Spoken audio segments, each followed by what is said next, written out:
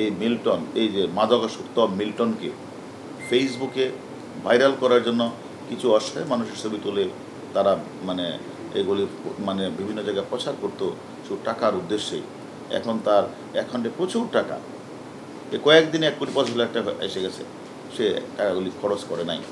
তাহলে তার উদ্দেশ্যটা কি? এটাও আমরা তদন্তে নিয়ে আসছি। তাহলে তুমি যদি মানবতার ফেরিওয়ালাই হই, তাহলে তো তাদের টাকাগুলি খরচ করার কথা, হাসপাতালে পাঠানোর কথা। এবং যদি কেউ মারা যায়, মানুষ মারা যেতেই পারে, তাহলে সেটা হাসপাতালকে জানানো, থানাকে জানানো, মিডিয়াতে বলা বা পেপার পত্রিকায় দেওয়া। যদি তার ঠিকানা না থেকে থাকে, আর ঠিকানা থাকলে তার আত্মীয়স্বজনকে জানানো। সে কোনো কিছুই করলো না, সে 900 লাশ দাফন করলেন, তার কোনো রেজিস্টার নাই। সে এখন বলে যেটা আমাদের স্বীকার করলেন যে আসলে 900 লাশটা আমি বলেছি যে এটা বললে আমি দাফন করেছি, এটা বললে আমার কাছে ফেসবুকে প্রচুর টাকা আসবে।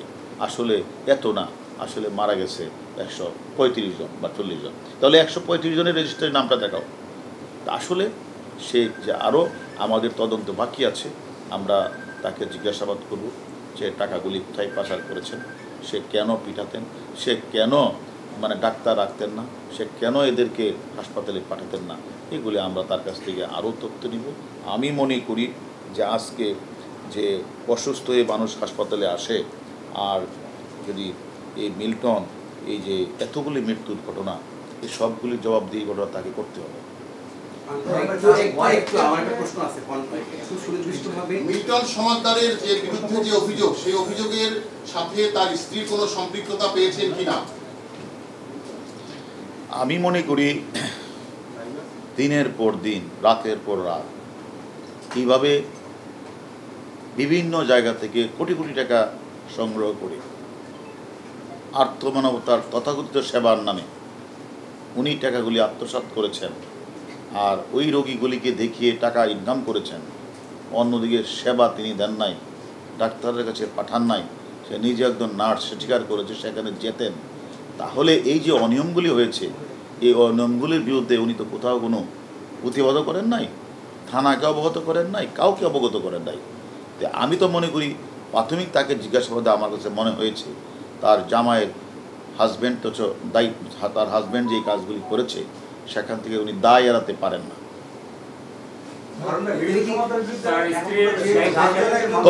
তবে দায় এড়াতে পারে না।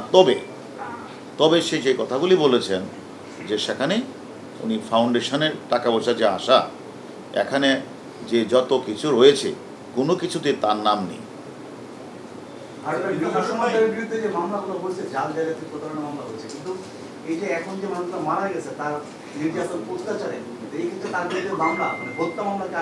আমরা তো এটা তো একটা মারাত্মক রকমের অপরাধ।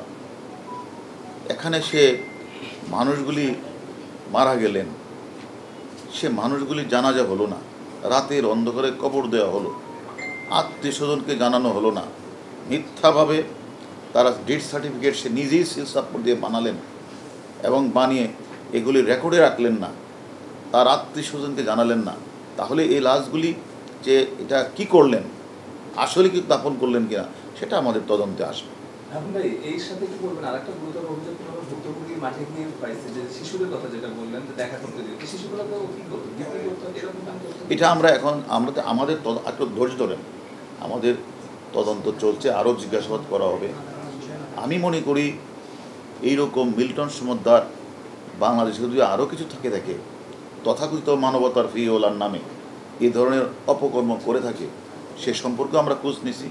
কাউকে এ বিষয়ে কাউকে ছাড় দেওয়া হবে না। একটা বিষয়, ইনি তো যেই আশ্রমকে কেন্দ্র করে এত কিছু হলো, এত লুটপাট হাতিয়ে নেওয়া হলো, সেই আশ্রমের তিনি চেয়ারম্যান।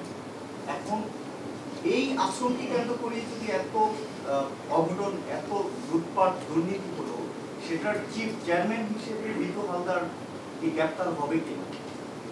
না, এটা আমরা তদন্ত করছি, তদন্ত আমাদের শেষ হয় নাই। আমাদের রিমান্ড শেষ হয়েছে, আবার আমরা রিমান্ড প্রেয়ার করেছি। আমাদের রিমান্ডে আসলে আমরা এই বিষয়গুলি তাকে আরও জিজ্ঞাসাবাদ করব যে এতগুলি মানুষের, সে নিজেই বলেছে 900 লোকের প্রাণ নিভে গেল। তাহলে এই লোকের প্রাণগুলি যদি নিভে যায়, তো এই লোকগুলি কীভাবে মারা গেল? আপনি তো হাসপাতালে নেন নাই, আপনি তো ডেথ সার্টিফিকেট নেন নাই, আপনি তো থানাকে অবগত করেন নাই। এই 900 প্রাণ নিভে যাওয়ার ঘটনা আদৌ সত্যতা কি না, না এটাও একটা টাকা ইনকাম করার জন্য তার একটা কথা, অথবা এই প্রাণগুলির সে কি করেছেন, আমরা মানে তার কি কাজগুলি করেছে এগুলির পূর্বে আমরা সেগুলো তদন্তে নিয়ে আসবো।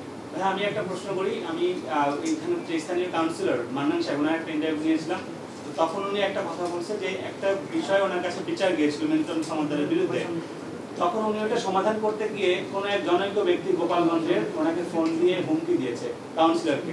এই বিষয়টি আপনারা জানতে পেরেছেন কিনা? হ্যাঁ, আমাদের কাছে আসলে তার বিরুদ্ধে মানে এখন কমপ্লেন আসছে মৌখিকভাবে, কিন্তু তখন তো কোনো কমপ্লেন, তো থানায় যেতে পারে, থানায় কমপ্লেন করতে পারে, কিন্তু এলাকাবাসী তারা তো মিছিল করেছে তার বিরুদ্ধে। তো এলাকাবাসী যে অনেক দিন যাবৎ নির্যাতিত ছিল এটা তো আমাদের কাছে কেউ বলে না। তার অ্যাকাউন্টে প্রায় 2 কোটি টাকার মতো রয়েছে, কিন্তু অন্যদিকে তার আশ্রমের লোকজন বলছে টাকার অভাবে তারা বাজার করতে পারতেছে না। এটা তো আমরা তো এটা তো স্পষ্ট, এটা তো মিল্টন সমাদ্দার যা ভয়াবহ অপরাধ করেছেন, একটি অপরাধ না, সে নিজেই স্বীকার করেছেন, এবং তার অ্যাকাউন্টে তো এখনও 1,85,00,000 টাকা আছে। সে এতগুলি টাকা থাকার পরেও কাউকে চিকিৎসা না করান না, সে নিজেই হয়ে গেছেন মানে অপারেশন থিয়েটারের হেড। সে তার অপারেশন থিয়েটারে একটা ছুরি থাকে, কিছু ব্লেড থাকে, সে এগুলি দিয়ে সে তাদেরকে অপারেশন করায়। তো এরকম ভয়াবহ অমানবিক আচরণ রাস্তা থেকে ধরে এনে এই যে অটিজম বাচ্চা, বাক প্রতিবন্ধী মানুষগুলির সাথে এ ধরনের অসভ্য আচরণ, এটা আমি মনে করি আমাদের বাংলাদেশের মানুষের জন্য লজ্জাজনক। অতএব তার সাথে যারা জড়িত, তাদেরকে যারা প্যাট্রোনাইজ করেছে, তারা ফেসবুকে ফলোয়ার বাড়ানোর জন্য যারা প্যাট্রোনাইজ করেছে, এবং তাকে যারা হেল্প করেছে, তার ফাউন্ডেশনে যারা মেম্বার রয়েছে, আমরা প্রত্যেকেই আমরা আইনের আওতায় নিয়ে আসবো। একটা বিষয় ক্লিয়ার হওয়ার জন্য, টর্চার সেলের কথা তার স্ত্রী স্বীকার করেছে কিনা, এবং এই সে স্বীকার করার তো কিছু না, সেটা তো ভিডিও ফুটেজই আছে। তার ওয়াইফকে ভিডিও ফুটেজ দেখানো হয়েছে, তার ওয়াইফকে সে যে ডেথ সার্টিফিকেট নিজেই সাইন করেন, তার স্বামীর স্বীকারোক্তি দেখানো হয়েছে, এবং সে ওই আশ্রমে কিন্তু তার ওয়াইফও যেতেন প্রায়। এবং এই অনিয়ম দেখার পরেও উনি কেন প্রতিবাদ করলেন না, উনি কেন থানাকে অবহিত করলেন না? একটা রোগী সেকে পিটানো হচ্ছে, সে নিজে অপারেশন রক্তক্ষরণে মারা যাচ্ছে, উনি একজন নার্স হিসেবে তার তো দায়িত্ব ছিল এগুলিকে থানায় বা মানে হাসপাতালে প্রেরণ করা। উনি সে সাজেশনটা দিলেন কি না, আর দিলে উনি থানায় গিয়েছেন কি না, এগুলি তাকে আমরা জিজ্ঞাসাবাদ করছি। সে বলেছে আমি আমি আমি আমি এগুলি যেহেতু কোনো কিছুতে আমাকে সম্পৃক্ত করে নাই, আমি এগুলি এই জন্য কাউকে বলতে পারি না।